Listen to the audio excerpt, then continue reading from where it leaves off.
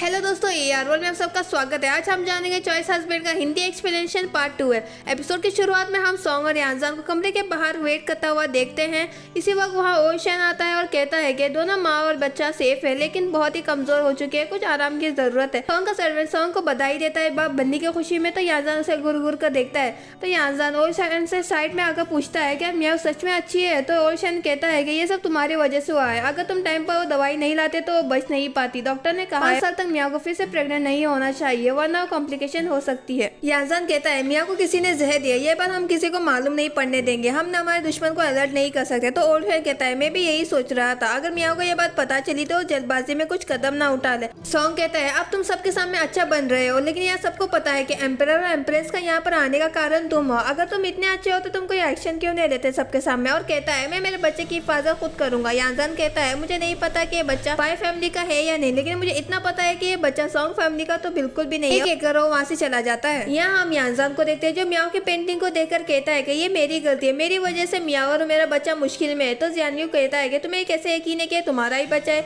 किसी को नहीं पता कि शायद मियाओ कब से प्रेग्नेंट है। यहाँ हम यांजान का एक फ्लैशबैक देखते हैं जहाँ पैलिस के डॉक्टर से कहता है कि तुम जाकर कहो कि मियाओ 3 मंथ की प्रेग्नेंट है और कुछ दिनों के लिए कहीं छुप जाओ। तो डॉक्टर यांजान को थैंक्स करता है और कहता है कि तुम आने वाली गर्मियों तक बाप बनोगे। फ्लैशबैक यहीं पर खत्म होता है और जियान्यू पूछता है कि तुमने इस बात को अब तक क्यों छुपा कर रखा, आप क्यों कह रहे हो? तो यांजान कहता है जितने कम लोग जानेंगे उतना अच्छा होगा। और जियान्यू से पूछता है अगर मैं किसी दिन किसी मजबूरी की वजह से मियाँ और बच्चे को छोड़कर चला गया तो क्या तुम उनका ख्याल रखोगे मेरी तरफ से? तो जियान्यू कहता है मियाँ और बच्चा तो लिंजाओ में ही है और मुझे नहीं लगता कि तुम उनको छोड़कर कभी कहीं जाओगे। यांजान दिली दिली में कहता है अगर मैं यहाँ पर रहूंगा तो एम्प्रेस मियाँ और बच्चे को चैन से जीने नहीं देगी। यहाँ एम्प्रेस को पता चलता है कि मियाँ बच गई है और कहती है कि पै फैमिली और शैन फैमिली को क्या लगता है कि मैं सिर्फ इतना ही कर सकती हूँ, और अपने सर्वेंट से कहती है जब जाकर सॉन्ग को यहाँ पर पेश करो।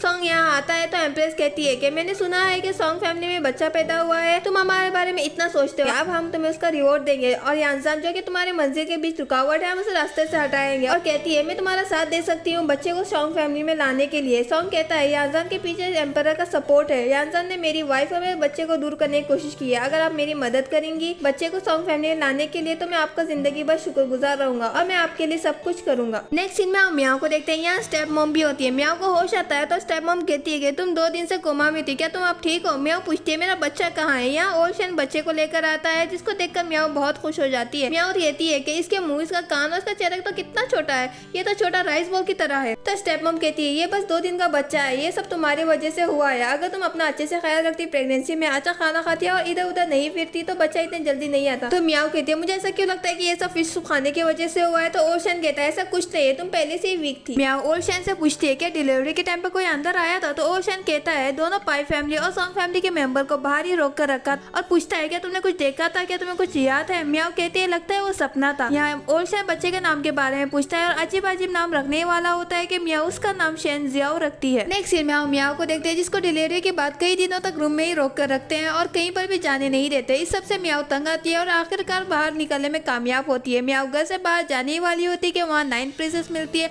और कहती है कि मैं यहाँ तुमसे मिलने के लिए आई हूँ, तुम्हें पता भी है कि डिलीवरी टाइम पर तुम्हें कितनी ब्लीडिंग हुई थी, मेरी वजह से तुम्हें दवाई टाइम पर मिली है। और कहती है तुम्हें पता भी है तुम्हारी इस चक्कर में मुझे मेरी माँ से सजा मिली, मुझे तुम्हारी चिंता हो रही थी इसलिए मैं यहाँ तुमसे मिलने के लिए आई हूँ। तो मियाँ पूछती है कि आपने मुझे दवाई दी? तो 9 प्रिंसेस कहती है हाँ, टाइम से पहले डिलीवरी की वजह से तुम मरने वाली थी, मगर मैंने और यांजान ने मिलकर तुम्हारे लिए दवाई लाई। मियाँ ये सब सुनकर बहुत शौक होती है। मियाँ और 9 प्रिंसेस रेस्टोरेंट में आए होते हैं और 9 प्रिंसेस मियाँ को सब कुछ कहती है। मियाँ पूछती है अगर यांजान मेरी इतनी केयर करता है तो मेरी डिलीवरी हुए 1 महीना हो गया और वो मुझसे मिलने एक बार भी नहीं आया। तो 9 प्रिंसेस कहती है हम दोनों तो दुश्मन है ना, तुम्हें क्या लगता है कि मैं हर बार तुम्हारे और यांजान के बीच मिसअंडरस्टैंडिंग को दूर करूंगी? तो मियाँ कहती है हाँ ये बात तो सही है। 9 प्रिंसेस को खाने का लालच देती है, मगर 9 प्रिंसेस कहती है कि तुम्हें क्या लगता है कि मैं इन सब चीजों से मानूंगी? और कहती है मैंने तय कर लिया है, आपसे मैं यांजान का पीछा नहीं करूंगी, मगर तुम्हें मेरे लिए कुछ करना होगा। और पूछती है तुम्हें वो गार्ड के बारे में कितना पता है जो यांजान के लिए काम करता है? तो मियाँ पूछती है कि आप जियान्यू के बारे में बात कर रहे हो? हाँ, वो दूसरों से थोड़ा अलग है लेकिन वो दिल का बहुत अच्छा है और बहुत ईमानदार भी है। और कहती है ऐसे लड़के बहुत मुश्किल से मिलते हैं। एक सीन में हम मियाँ और 9 प्रिंसेस को शॉपिंग करते हुए देखते हैं और वहाँ जियान्यू और यांजान भी आता है। जियान्यू 9 प्रिंसेस को देखकर वहाँ से भाग जाता है और 9 प्रिंसेस के पीछे पीछे जाती है। यहाँ मियाँ यांजान से कहती है कि मैं रिकवर हो चुकी हूँ, क्या तुम्हें पता है कि बच्चा कितना क्यूट है? और कहती है मेरे फादर तो उसे अजीब नाम रखने वाले थे लेकिन मैंने उसका नाम शेन जियाओ रखा है। और पूछती है कि तुम्हें यह नाम कैसा लगा? मगर यानजान मियाओ के बात का कोई जवाब नहीं देता और उसे इग्नोर करते हुए काम के बहाने से वहाँ से जाने ही वाला होता है कि मियाओ उसे रोक देती है और कहती है कि मुझे तुमसे कुछ कहना है। जब मैं मौत के दरवाजे पर थी तब मेरे दिमाग में बस एक ही चीजें आ रही थी। आगे कहने ही वाली होती है कि लिविंग वहाँ आती है और कहती है 2 months और 4 months के साइड्स के डॉक्टर शेन रेसिडेंस के बाहर आ गए हैं और कह रहे हैं कि वो कंप्लेंट फाइल करेंगे और उनके लिए इंसाफ हासिल करेंगे। ये सुनकर मियाओ और यानजान दोनों शेन रेसिडेंस पहुंचते हैं और देखते हैं कि यहाँ दोनों टीम के डॉक्टर फिर से फाइट कर रहे होते हैं और यहाँ सॉन्ग भी आता है। दोनों साइड्स के डॉक्टर एक दूसरे पर इल्जाम लगा रहे होते। इसी वक्त वहाँ कुछ रॉयल गार्ड्स आते हैं और कहते हैं कि एम्प्रेस का ऑर्डर है कि शेन रेसिडेंस के सारे मेंबर्स कोर्ट में पहुंचेंगे और डीएनए टेस्ट होगा ये पता लगाने के लिए कि बच्चे का बाप कौन है। नेक्स्ट सीन में हम यानजान मियाओ और सॉन्ग को कोर्ट में देखते हैं। यहाँ ओल्ड शेन और स्टेप मॉम भी होती है। सॉन्ग का सर्वेंट कहता है कि अच्छा वो एम्प्रेस ये कर रही है, अब हमें इंसाफ मिलेगा और सॉन्ग फैमिली का वंश आगे बढ़ेगा। तो कांस्टेबल जाओ कहता है कि अब इसे खुशियां मत मनाओ, कहीं तुम्हें बात पे रोना ना पड़े। यहाँ एम्पर और एम्प्रेस आते हैं। एम्प्रेस कहती है कि कुछ महीने पहले लिंजाओ शहर के सारे डॉक्टर्स नाकामयाब रहे ये पता लगाने के लिए कि बच्चे का बाप कौन है और ये न्यूज मेरे तक पहुंची। तो मैंने और एम्पर ने ये डिसाइड किया कि हम ब्लड टेस्ट करेंगे और पता लगाएं कि आखिर ये बच्चे का बाप कौन है। और यानजान और सॉन्ग एम्प्रेस का शुक्रिया कहते हैं। यहाँ हम एम्प्रेस का एक फ्लैशबैक देखते हैं जहाँ सॉन्ग के जाने के बाद एम्पर का सर्वेंट वहाँ आता है और पूछता है क्या ब्लड टेस्ट करेंगे, क्या होगा अगर इस ब्लड टेस्ट में ये पता चला कि ये बच्चे का बाप यानजान है। तो एम्प्रेस कहती है अगर ऐसा हुआ तो मैं इसी मौके का फायदा उठाकर उसे खत्म कर दूंगी। फ्लैशबैक यहीं पर खत्म होता है। यहाँ डॉक्टर बच्चे का ब्लड सैंपल लेते हैं और इसको एक बाउल में डालते हैं और कहता है कि तुम में से किसी एक को अपना ब्लड इन दोनों में से एक बाउल में डालना होगा और बच्चे का ब्लड और तुम्हारा ब्लड मिक्स हो गया तो यानी वही बच्चे का बाप होगा। एम्प्रेस कहती है यानजान तुम्हें पहले ट्राई करना चाहिए। तो एम्पर कहता है पाई यानजान की हेल्थ अच्छी नहीं रहती, हमें सॉन्ग को पहले ट्राई करने का मौका देना चाहिए। तो सॉन्ग मान जाता है मगर एम्प्रेस कहती है कि मुझे कोई हक नहीं इस मामले में बात करने का। और यानजान पहले ट्राई करता है और अपना हाथ पर एक कट मारता है, अपने ब्लड बाउल में डालता है और दोनों का ब्लड मिक्स हो जाता है जिसका मतलब यानजान ही बच्चे का बाप है। और एम्प्रेस यानजान को बधाई देती है मगर सॉन्ग कहता है कि मैं भी ट्राई करूंगा और सेम तरीका यूज करता है। फिर से उसका बच्चे का ब्लड मिक्स हो जाता है यानी ये भी बच्चे का बाप है। ये सब देखकर मियाओ बहुत शौक होती है और डॉक्टर भी कंफ्यूज होता है कि ये क्या हो रहा है। और एम्प्रेस से कहता है कि सॉन्ग का भी ब्लड मिक्स हो गया है। एम्प्रेस कहती है ऐसे कैसे हो सकता है, लगता है वो तरीका ही गलत है और अपने सर्वेंट को ट्राई करने के लिए कहती है। और सर्वेंट ट्राई करता है और उसका ब्लड मिक्स नहीं होता। ये देखकर ओशन एम्प्रेस से कहता है कि मैं एक बिजनेसमैन हूँ, मैंने ऐसे बहुत सी चीजें की है जिसकी वजह से मेरी फैमिली नाराज हुई है और मियाओ की माँ बहुत ही छोटी उम्र में चल बसी है। मैं बस ये चाहता हूँ कि मियाओ शेन रेसिडेंस में ही रहे और कहीं नहीं जाए और मैं आपको ये यकीन दिलाता हूँ कि हम अच्छे से मियाओ और बच्चे की देखभाल करेंगे और आपका यह एहसान शेन फैमिली कभी नहीं भूलेगी। तो एम्पर कहता है कि तुम्हें मेरी परमिशन है, आपसे शेन मियाओ शेन फैमिली के साथ ही रहेगी। इस सबसे एम्प्रेस को गुस्सा आता है और वहाँ से चली जाती है। यहाँ हम देखते हैं कि ये सब यानजान सॉन्ग और एम्पर का प्लान होता है और ज़ेन्यू कहता है कि लगा ही था कि वो दोनों पूरी तैयारी के साथ आएंगे। यहाँ हम मियाओ की डिलीवरी की रात का फ्लैशबैक देखते हैं जब कोई चुपके से शेन रेसिडेंस में घुसने वाला होता है मगर सॉन्ग उसे देख लेता है और उसके और सॉन्ग के बीच एक छोटी सी फाइट होती है और सॉन्ग उसका मास्क हटाता है और उसे पता चलता है कि और कोई नहीं बल्कि यानजान है और कहता है कि मुझे पता ही था कि तुम्हें मार्शल आर्ट्स आती है और पूछता है और क्या क्या चीजें तुमने छुपा कर रखी है। तो यानजान कहता है कि क्या तुम मियाओ और उसके पेट में पड़ रहे बच्चे को बचाना चाहते हो। तो सॉन्ग कहता है कि ऑफकोर्स मैं बचाना चाहता हूँ और मैं ये सब कुछ अकेले ही कर सकता हूँ, मुझे दूसरों की मदद नहीं चाहिए। तो यानजान कहता है तुम ये नहीं कर सकते, तुम्हें पता है कि रॉयल फैमिली क्यों मेरी शादी में इंटरफेयर कर रही है, वो भी एक मामूली से मैजिस्ट्रेट की शादी। तुम्हें पता है कि इस बच्चे की वजह से हमारी सबकी लाइफ क्यों खतरे में है। अगर तुम्हें पता है कि पहले से ही एम्प्रेस का टारगेट मैं हूँ क्योंकि मैं वही 6th प्रिंस हूँ जिसे एम्प्रेस ढूंढ रही है। फ्लैशबैक यही पर खत्म होता है। तो ज़ेन्यू यानजान से पूछता है कि तभी तुम दोनों ने साथ मिलकर काम करने का तय किया था ना। तो यानजान कहता है अगर तुम जानना चाहते हो तो पहले ये लेटर जाके पैलेस में दे।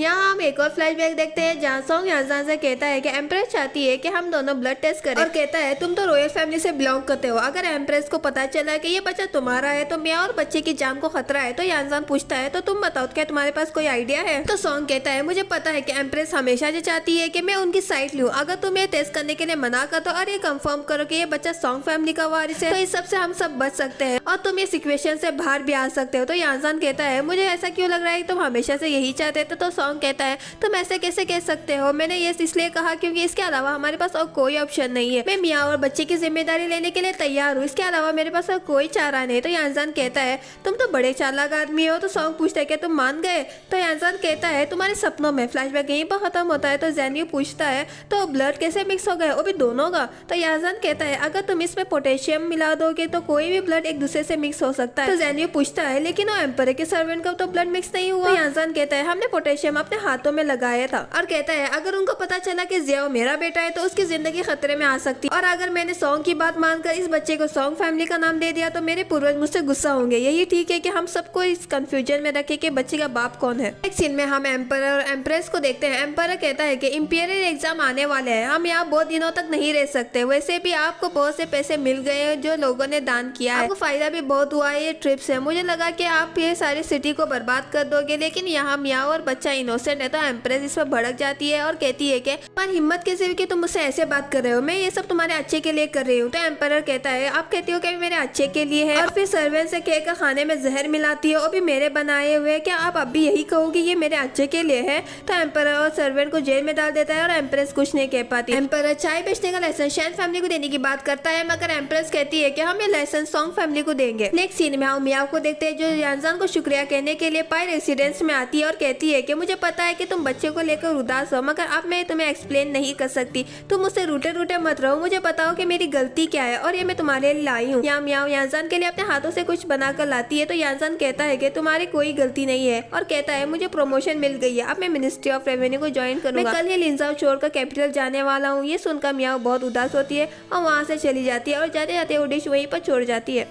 यहाँ यांजान के साथ एम्परर भी होता है और कहता है कि एम्प्रेस शैन फैमिली को बर्बाद कर रख देगी तुम्हारे लिए, और शैन फैमिली के लिए यही अच्छा होगा कि तुम यहाँ से चले जाओ। यांजान कुछ नहीं कहता और यहाँ रोने लगता है। यहाँ मियाओ घर आती है और रोते हुए जियाओ को सॉन्ग चुप करा रहा होता है, जिसको देखकर मियाओ खुश तो होती है, लेकिन फिर वो भी रोने लगती है। यहाँ से हमें 3 साल के बाद का सीन दिखाया जाता है और यहाँ हम मानतियाम्बो को देखते हैं। उसका सर्वेंट पूछता है कि क्या आप कुछ नहीं सीखे सैन मियाओ से मिलकर, क्या आप फिर से जियांग नाम की लड़की से ही शादी करना चाहते हो? तो मानतियाम्बो कहता है कि जियांग नाम की लड़कियां बहुत ही जेंटल और नॉलेजेबल है। इसी वक्त हम कुछ कपल्स को देखते हैं जिनकी वाइफ उनके हस्बैंड को मारती पीटती और हुक्म चला रही होती है। सर्वेंट कहता है कि क्या आप इन्हीं लड़कियों की बात कर रहे थे जो बहुत ही जेंटल और नॉलेजेबल है? तो मानतियाम्बो एक आदमी से पूछता है मैं 3 साल पहले यहाँ आया था, तब यहाँ की लड़कियां इतनी जोर नहीं थी। तो आदमी कहता है कि सब शैन मियाओ की वजह से हुआ है। इन 3 सालों में शैन मियाओ ने बहुत मेहनत की और अपने बिजनेस को अच्छा किया, बहुत सी औरतों को जॉब भी दिया ताकि वो कुछ कमा सके। यही नहीं बल्कि औरतों के लिए मार्शल आर्ट्स क्लासेस भी स्टार्ट किया। उसने सारी औरतों का ब्रेन वॉश किया और ये सिटी को बर्बाद कर दिया। ये सुनकर मानतियाम्बो कहता है कि मैं खुशकिस्मत हूँ कि मेरी शादी शैन मियाओ से नहीं हुई। ये कहकर और लिंजाओ शहर से भाग जाता है। नेक्स्ट सीन में हम मियाओ को देखते हैं जो शैन रेसिडेंस में आती है और देखती है कि उसका भाई जाई अचानक से पानी में कूद जाता है, मगर मियाओ उसे बचा लेती है। पूछते कि तुम अचानक से क्यों कूद गए?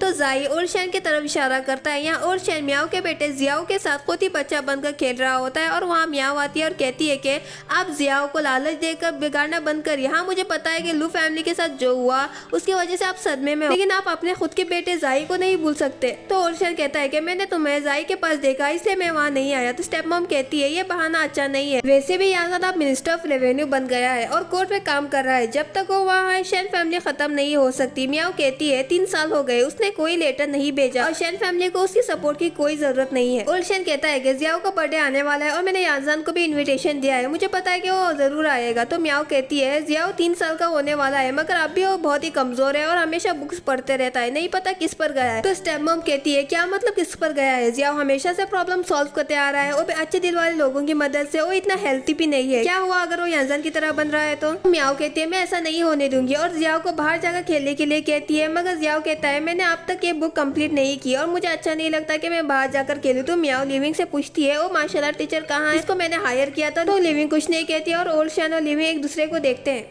नेक्स्ट सीन में हम एम्परर और यांजान को देखते हैं। एम्परर यांजान से कहता है कि 3 साल हो गए और तुमने बहुत से चीजें अचीव करी है और तुमने बहुत से लोगों को अपनी तरफ कर दिया। तो यांजान कहता है कि हाँ ये 3 साल हो गए और हम दोनों साथ में काम कर रहे हैं और अब तक एम्प्रेस कुछ नहीं कर रही है, लगता है वो कुछ प्लान कर रही होगी, हमें सावधान रहना होगा। एम्परर कहता है मेरी वजह से तुम 3 सालों तक अपने परिवार और अपने बच्चे से नहीं मिले, और कहता है तुमने अपने गार्ड को मियाओ और उसके बच्चे की हिफाजत के लिए वहीं पर छोड़ा है ना। तो यांजान पूछते हैं आप जेन्यू के बारे में बात कर रहे हो, आपको कैसे पता चला? तो एम्परर कहता है इन 3 सालों में 9 प्रिंसेस लिंजाओ जाते रहती है, मुझे पता है कि वो उस गार्ड से मिलने जाती है। अब 9 प्रिंसेस की शादी की उम्र हो चुकी है, मैं एम्परर से बात करके 9 प्रिंसेस और जेन्यू की शादी करवाऊंगा। इसी वक्त वहाँ एम्परर का नया सर्वेंट आता है और कहता है कि ऑफिसर कीन और उनकी सेना आ चुकी है। खत्म होता है episode 12 of choice husband. Video पसंद आए तो वीडियो को लाइक और चैनल को सब्सक्राइब करना मत भूलिए। मिलते हैं अगले एपिसोड में, तब तक के लिए टेक केयर।